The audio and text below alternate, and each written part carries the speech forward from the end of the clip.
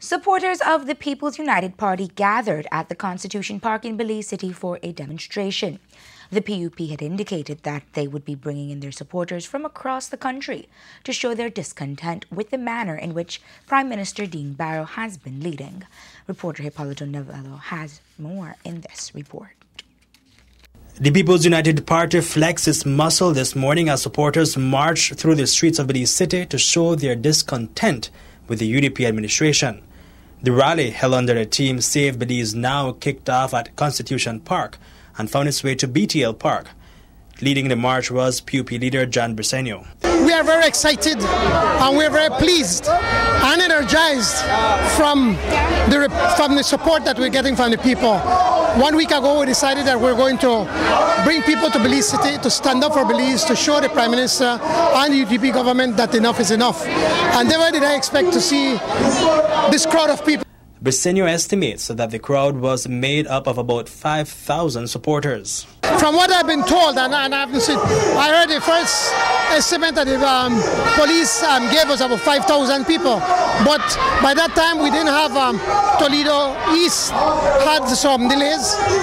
They had so many checkpoints, and every 5 miles they must have a checkpoint. And there were, I think, about 9 buses that were coming. So it's certainly over 5,000, probably 6. I would not be able to tell you right now. And representation from across the country?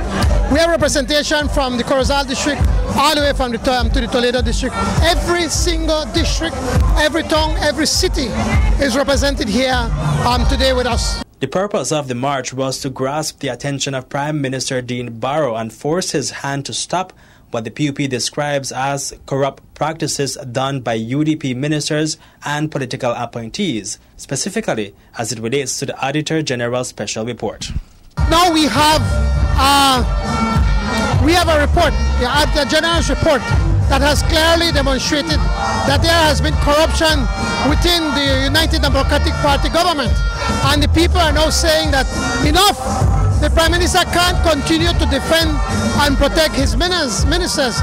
No less than 13 former and present ministers have been implicated in that report. The Prime Minister cannot try to discredit that report. It is his Auditor General that gave that report. He needs to listen, he needs to study, and he needs to take action as to from that report that the Auditor General has presented to him and to the Belizean public. The opposition leader hopes to mount enough pressure on the government with the hopes of having the support of the social partners. But what we want to do is to put pressure on them, that they either are going to fix up, clean up the corruption, get the economy going, stop the victimization, and create a different Belize, change direction. They're either going to do that, or we are going to put pressure on them for them to do something about it. What happens after today, sir, or is it a one-day showing? No, this is just the start. What we are doing now is that we are going to continue to meet with the social partners, with the churches, with the unions, with the private sector, and any group that is prepared to listen to us and to tell them, join us.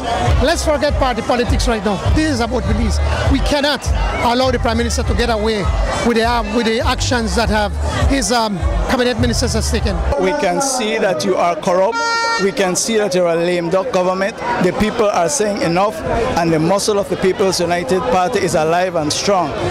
We want the government, first of all, to be held accountable for the irregularities and irresponsibilities that they have performed. And secondly, we want them out of government, and this is the beginning of it. Reporting for Love News, I am Hipólito Novello.